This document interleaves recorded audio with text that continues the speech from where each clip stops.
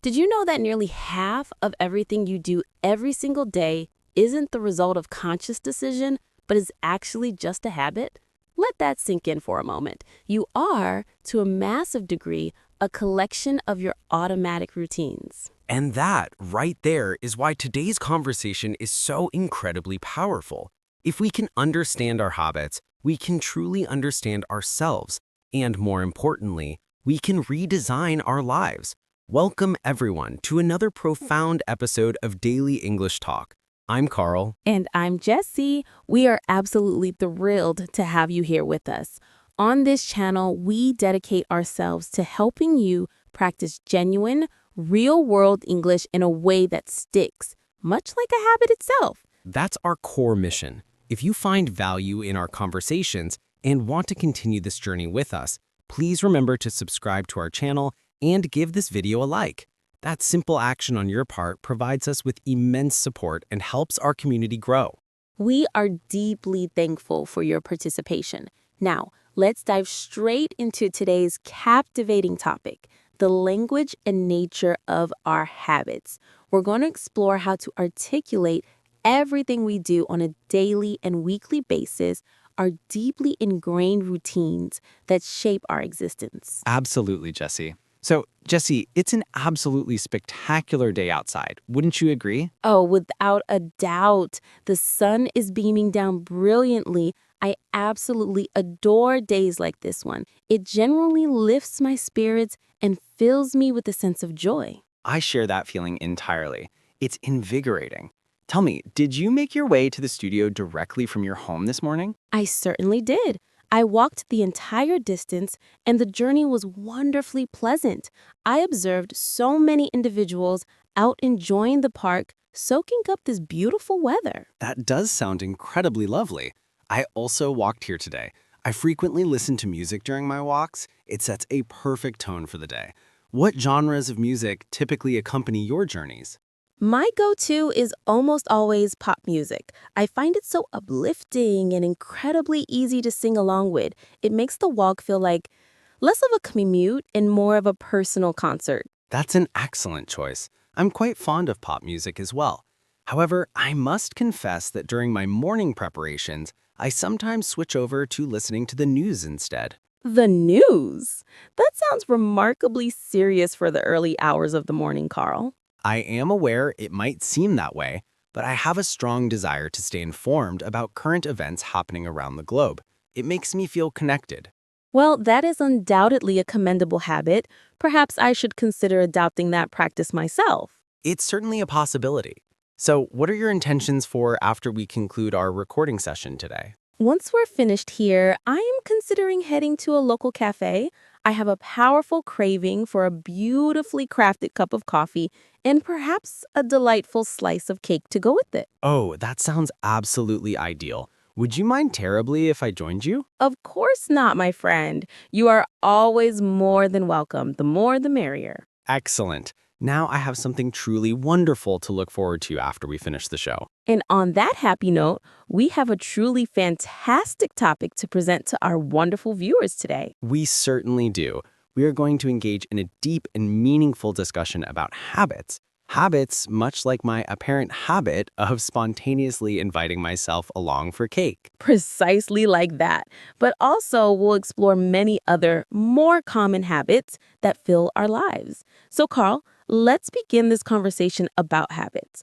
What, in your own words, is the definition of a habit? In my perspective, a habit is a specific action or behavior that you find yourself repeating over and over again, often without dedicating much conscious thought to it. It operates almost on autopilot. Autopilot, like a machine or a robot? Not exactly like a robot, but the process can feel almost that automatic. For instance, I always, without fail, brush my teeth immediately after I have eaten my breakfast. I don't stand there debating with myself, should I brush my teeth now? I simply proceed to do it. It's an ingrained part of my morning. I understand completely. It's a fundamental component of your daily routine. One of my own personal habits is that I always drink a full glass of water the very moment I wake up in the morning. That is a tremendously healthy habit, Jesse. I really should attempt to incorporate that into my own life. You absolutely should. It is exceptionally beneficial for your overall well-being. Okay, let's begin by discussing our morning habits. What is the very first action you take upon waking up in the morning? The absolute first thing I do is I open my eyes. Very amusing, Carl. And what do you do immediately after that? Okay. Immediately after I open my eyes, I have a habit of always checking my cellular phone. Oh, I find myself doing that exact same thing. I check the current time and quickly scan to see if I have received any new messages overnight. It seems we share that habit. However, my doctor has informed me that this is actually a rather poor habit. The intense light emitted from the phone screen is not good for your eyes first thing in the morning, before they've properly adjusted. He is most likely correct about that. What would you consider to be a good morning habit that you consistently maintain? A positive one? Well, I always, without exception, make my bed every single morning. It is non-negotiable for me. Truly, I occasionally make my bed, but it is not a consistent practice. Sometimes I am simply in too much of a rush. For me, it is fundamentally important. A neatly made bed instantly makes the entire bedroom appear much tidier and more organized. That is indeed a fantastic habit. Let's talk about breakfast. Do you have any specific habits related to your first meal of the day? My breakfast habit is remarkably simple and consistent. I typically eat toast with a bit of butter, and I always, without deviation, drink tea in the morning. Never coffee. It is the same pattern almost every single day. Every single day, the same thing? Almost without fail. I find great comfort in that consistency. What do you normally eat for your breakfast? My breakfast choices tend to vary from day to day. On some mornings, I will eat yogurt mixed with fresh fruit. On other days, I might have a bowl of cereal. But the one constant, the habit I never break, is that I always, without exception, drink coffee. I am physically and mentally incapable of starting my day without it. How many cups of coffee would you say you consume on an average day? Oh, that is a dangerously loaded question, Carl. I typically drink 2 or 3 cups throughout the day. Typically? Or would you say always? Okay, fine. Always. It is a bad habit. I am fully aware of it. It is your habit, not mine, so I will not judge.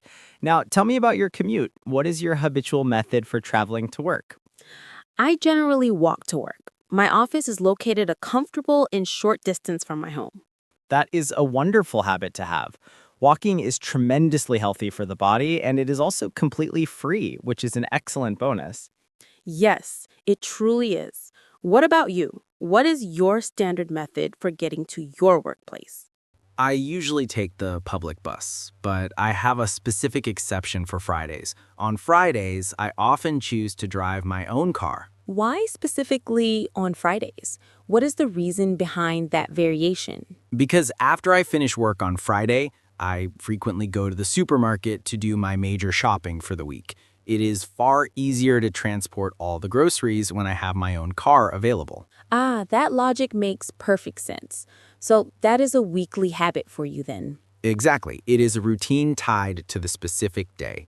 Now, let's transition into discussing our work habits. What is something you consistently always do at your job? When I am at work, I always, without fail, create a detailed list of tasks I need to accomplish. I physically write down all of my objectives for that particular day. That is an incredibly organized and efficient habit. I sometimes make a list for myself, but I have a bad habit of often misplacing it shortly after. That is not a particularly good habit, Carl. I know. It is yet another one of my less than ideal work habits. Furthermore, I am often, unfortunately, late for meetings. Carl, why are you consistently late for meetings? What is the cause? I always seem to believe that I have more time available than I actually do. Then, at the last possible moment, I realize my error and have to literally run to the meeting room, arriving flustered. You desperately need to cultivate a new, better habit. You should make a concerted effort to arrive at least 5 minutes early for every meeting. 5 minutes early? That sounds almost impossible to me. Just try it. Make it an experiment. Now, let's move our conversation toward our evening habits. What do you typically do after you finish your work for the day?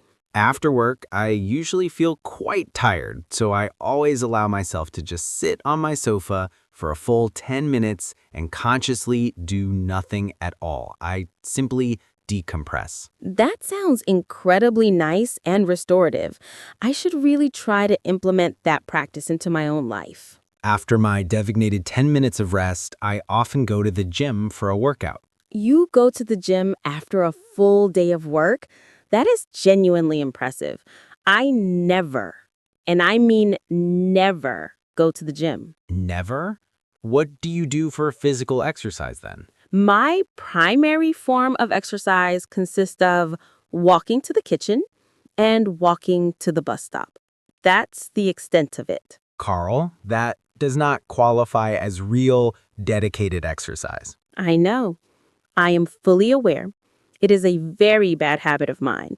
I recognize that I need to change this aspect of my life. What kind of activities do you typically do when you go to the gym? I usually spend time running on the treadmill. Sometimes I'll also lift some small weights to build a bit of strength.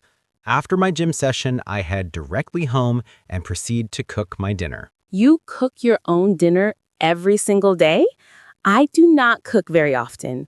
My habit is to usually order food from a restaurant for delivery. Do you do that every single day? No, not every single day, perhaps 3 times a week on average. Would you consider that to be a bad habit? Well, it's certainly an expensive habit to maintain, and it can sometimes be less healthy than preparing your own meals. Cooking food at home is generally a better option for both your wallet and your health. You are absolutely right, of course. However, cooking a full meal for just one person can feel somewhat boring and tedious at times. I can understand that perspective completely. My own strategy is that I sometimes cook a very large quantity of food, and then I eat the same prepared meal for 2 consecutive days. Now that is a very smart and practical habit. Okay, let's continue.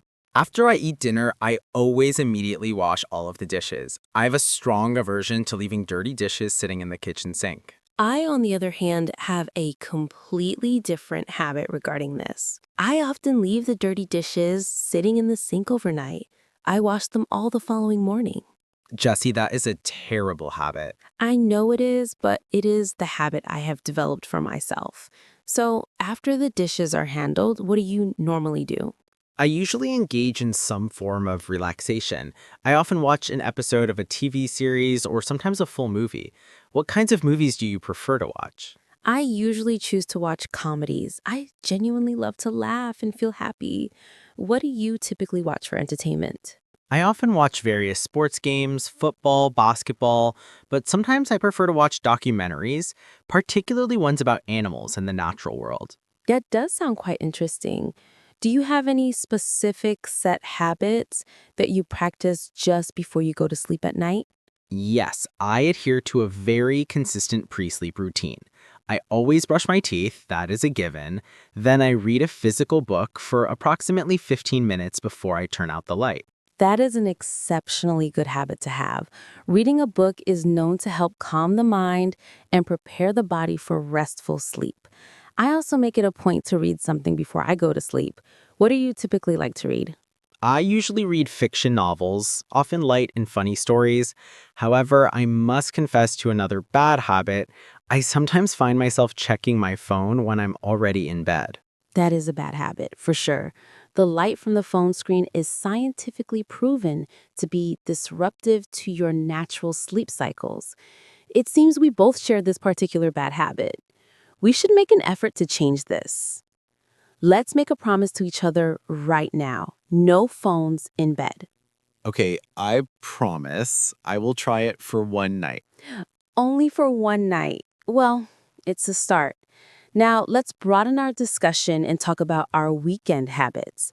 Are your habits on the weekend significantly different from your weekday routines? Oh, yes, absolutely. My weekend habits are drastically different. On Saturday morning, I always allow myself to sleep late. What time do you typically wake up on Saturday? Sometimes I will sleep until 10 a.m., and on other Saturdays, I might not wake up until 11 a.m. It feels absolutely wonderful. That does sound wonderful.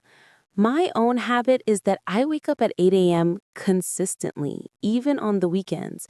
It's just how my internal clock operates. 8 a.m. on a Saturday?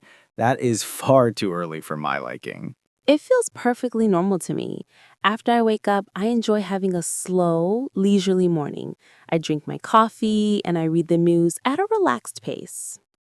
That does sound very peaceful and calm. On my Saturdays, I usually make plans to meet with my friends for a leisurely lunch. That sounds like a lot of fun. Where do you and your friends typically go for these lunches? We often choose to go to a small, cozy restaurant that is located near the city park. The food there is consistently very good. Do you participate in any sports or physical activities on the weekends? Sometimes I play a game of football with a group of my friends, but it's not an activity I do every single weekend. It's more occasional. Well, that is still good exercise. You see, you do engage in some sports activities after all. I suppose that's true, but it's only on a sporadic basis. What do you normally do on Sundays? Sunday is my designated and non-negotiable cleaning day.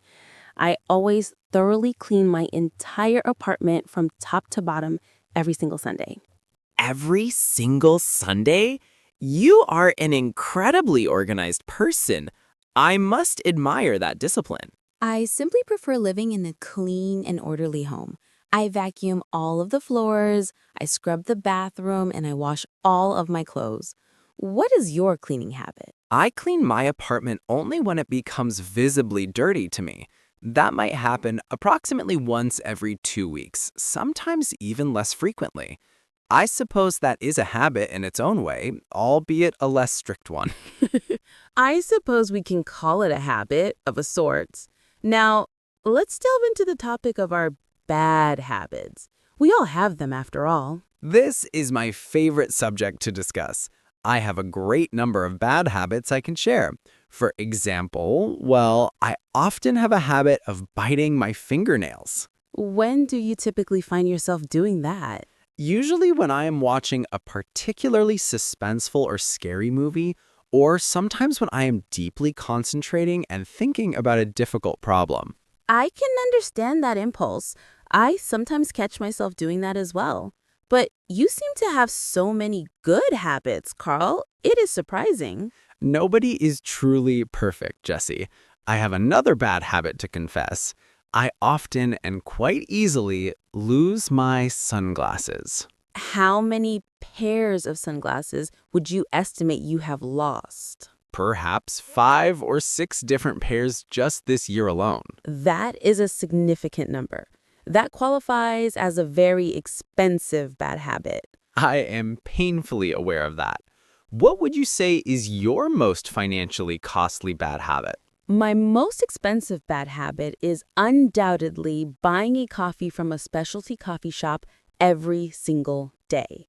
I own a perfectly functional coffee machine at home, but I have a strong preference for the coffee prepared at the professional coffee shops. Oh, that is indeed a very expensive habit to maintain. You really should make a concerted effort to prepare your coffee at home instead. You are completely right, but the coffee from the coffee shop is just so delicious and satisfying. I find that habits, both good and bad, can be incredibly difficult to change once they are established. How can we go about creating new positive habits for ourselves? What is the best method? I have read extensively that the most effective strategy is to start with a goal that is incredibly small and manageable. For example, if you have a desire to become a runner, you should start by simply walking for just 5 minutes each day. That is genuinely good advice. And I have also heard that we need to be remarkably consistent. We need to perform the new action every single day for it to become ingrained. Every single day. I know that sounds difficult at first. It does sound challenging, I won't lie. It does not have to be difficult. For instance, if you want to develop the habit of drinking more water, you can start by just placing a full glass of water on your bedside table every single night before you sleep. Okay, that is a small action I feel confident I can actually do. It seems so simple. Exactly. It is a very small, manageable thing.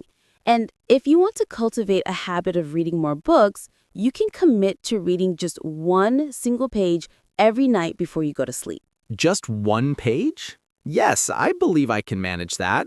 Perhaps I might even feel motivated to read 2 pages on some nights. See, you're already feeling motivated. What new positive habit would you personally like to start incorporating into your life? I want to begin the habit of eating a piece of fresh fruit every single day. My current habit is to usually eat cookies for a snack, but I know that fruit is a much healthier choice. That is an absolutely excellent idea. You could simply buy one banana to have with your morning coffee, for instance. Yes, one single banana, that does sound easy enough to accomplish. What new habit would you like to start for yourself, Jessy? I want to develop the habit of calling the members of my family on the phone more frequently. My current habit is to usually just send text messages, but I believe an actual phone call is far more personal and meaningful. That is a truly beautiful and thoughtful habit to want to build. I am certain your family members will be incredibly happy to hear your voice more often. I think so too. What about very old habits? Do you have any habits that have persisted since you were a young child? Oh, yes, indeed. I always, without thinking, put my left shoe on first before my right shoe. I have no logical explanation for why I do this. I did it when I was a small boy, and I continue to do it now as an adult. That is a very old and deeply ingrained habit. I have a somewhat similar peculiar habit. I always read the very last page of a book before I even begin reading the first chapter. Really? Why do you do that? I do not really know the reason. I just have a strong desire to know how the story ends before I commit to starting it. That is a uniquely funny habit. My own sister has a habit of singing along to the radio at the top of her lungs every time she drives her car, without fail.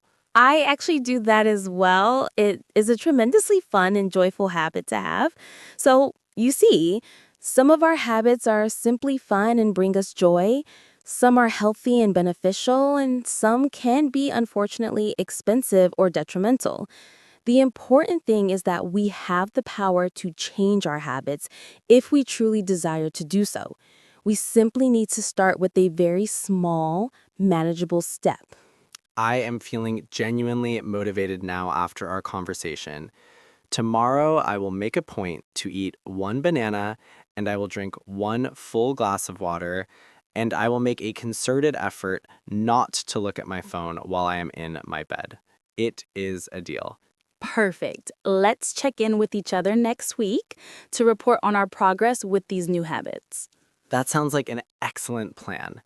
So, to all of our viewers, you can see from our discussion that every single person has their own unique set of habits.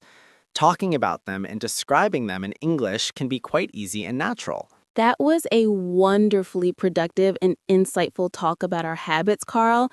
We managed to use a great many useful words and phrases during our conversation. We certainly did. I believe it would be extremely beneficial to review some of these key vocabulary words again to help all of our friends watching to remember and internalize them. That is an excellent idea. Let's proceed with a mini vocabulary review session. Which words should we begin with? Well, we have said the core word habit a great many times throughout this discussion, but what does the word truly and precisely mean?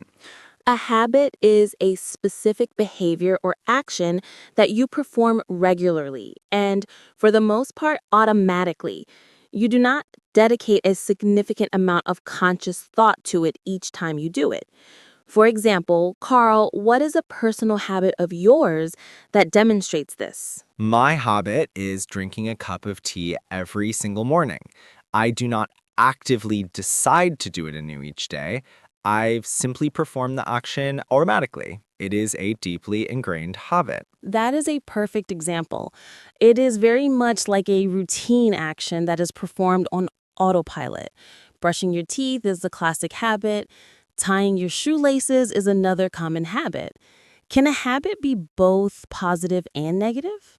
Oh, most definitely yes. A good habit is one that is healthy or useful for you in some way, such as engaging in regular exercise or reading books for personal enrichment. A bad habit, conversely, is one that is not healthy or not particularly useful, like the habit of biting your fingernails or frequently losing your keys. Please, let's not talk about my habit of losing keys again. Okay. So, as we can see, a habit can indeed have either a positive or a negative connotation and impact on our lives. Exactly. Now, another extremely important word that we frequently use when discussing our habits is the adverb always. Let's examine that. Always. This powerful word signifies that something occurs 100% of the time. It is an action that happens every single instance without any exceptions. For example, I always breathe air to live. That is a fundamental truth. That is true, but let's use a more practical example for our current topic. I always lock the door to my home whenever I leave it. That is a habitual action for my safety. Yes. Or another example, the sun always rises in the east. It is a constant that never changes. And the direct opposite of always is the adverb never. Let's look at that. Never. This word means precisely 0%. It indicates that something does not happen at all, under any circumstances. For example, I never drink coffee with my breakfast. I only ever drink tea. And I never, under any circumstances, forget to drink my essential morning coffee.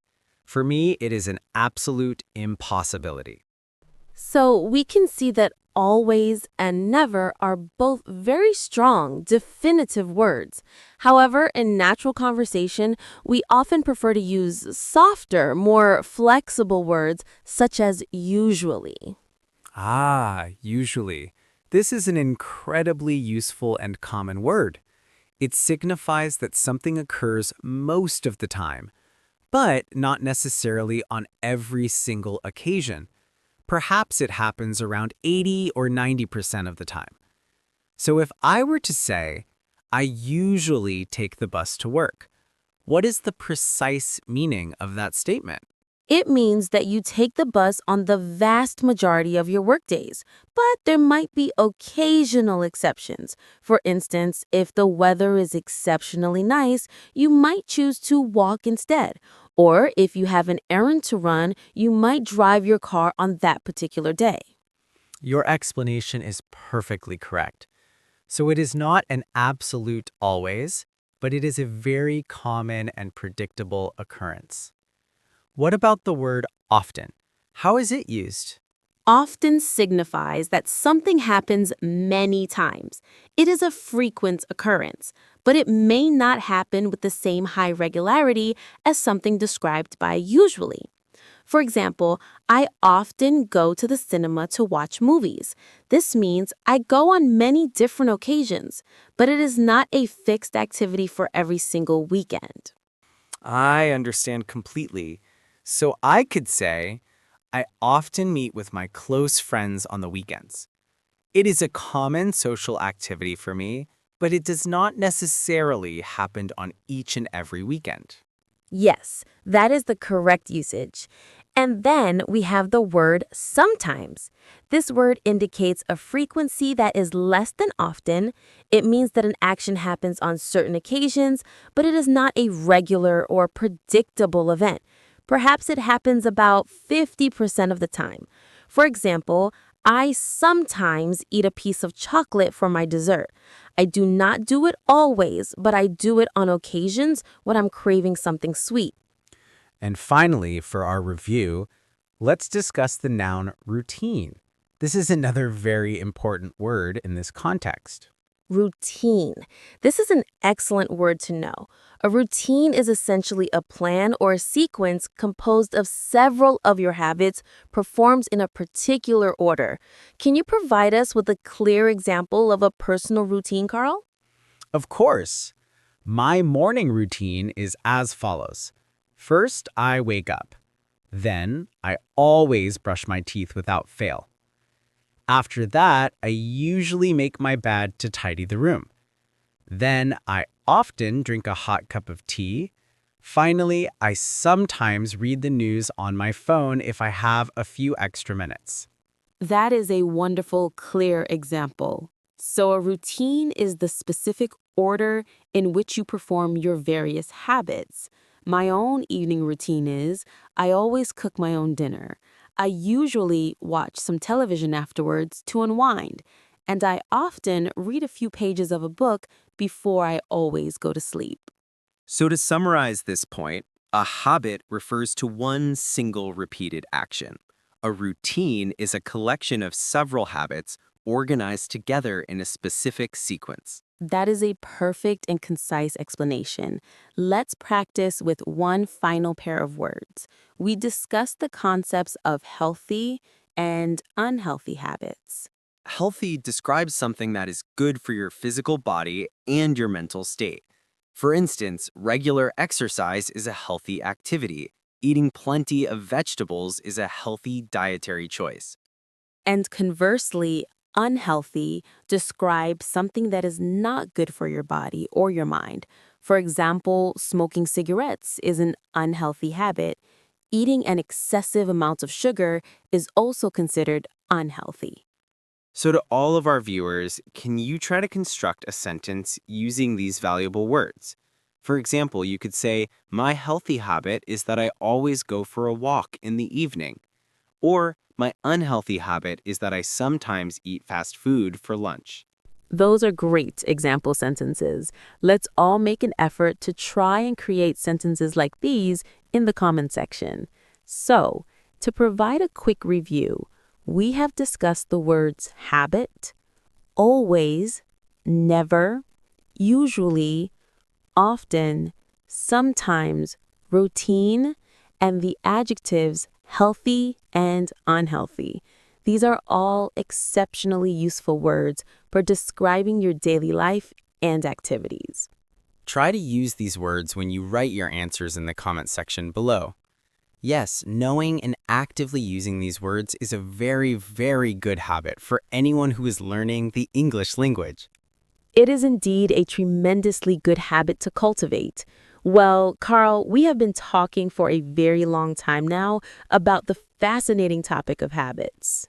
We truly have been. My mouth is actually feeling a little tired from all this talking. Is talking too much considered a bad habit? No, I do not believe so. For an English teacher, I would say that talking is actually a very good and necessary habit. But let's take a moment to reflect on everything we have discussed today. Okay, let's provide a summary, a very quick review for all of our friends who are watching this video. That is always helpful. Perfect. First and foremost, we learned that a habit is defined as something you do on a regular basis, almost without engaging your conscious mind. It can be a positive, good habit, or it can be a negative, bad habit. Yes, we talked extensively about various morning habits such as brushing your teeth, making your bed, and drinking either coffee or tea in the morning. And we also discussed common work habits, such as the practice of making a detailed to-do list, or conversely, the bad habit of being consistently late for important meetings. Hey, you do not need to remind everyone about my specific bad habits again. I am sorry, Carl, but it serves as a very good and relatable example for everyone. We also explored our evening habits, such as cooking dinner at home, watching television for relaxation, and reading a book before going to bed. And we certainly must not forget to mention our weekly habits, such as going to the supermarket for groceries on a specific day or designating Sunday as the primary day for cleaning the entire house. Exactly. And we learned how to properly use some extremely important words to accurately describe these habits and their frequency. That is perfectly correct. We practice using words like always to mean 100% of the time and never to mean 0% of the time. And we used usually to describe something that happens most of the time, often for things that happen many times, and sometimes for things that happen only on certain occasional times. We also talked about the word routine, which is essentially the story of your habits, the sequence they follow from the moment you wake up in the morning until you go to sleep at night. And we made a clear distinction between healthy habits, such as engaging in regular exercise, and unhealthy or expensive habits, such as drinking an excessive amount of coffee from shops or ordering takeaway food every single day. Speaking of which, I am currently thinking about my own expensive coffee shop habit. I will make a sincere attempt to prepare my coffee at home for the entirety of this upcoming week. That is a fantastic and achievable goal to set for yourself. And I will try my very best not to look at my phone while I am lying in my bed. We can both make an effort to change one small habit at a time. And that is an incredibly important lesson for everyone watching. You possess the power to change your habits. You can begin with just one small, easy to accomplish thing. I must emphasize, do not attempt to change everything about your life all at once on a Monday morning.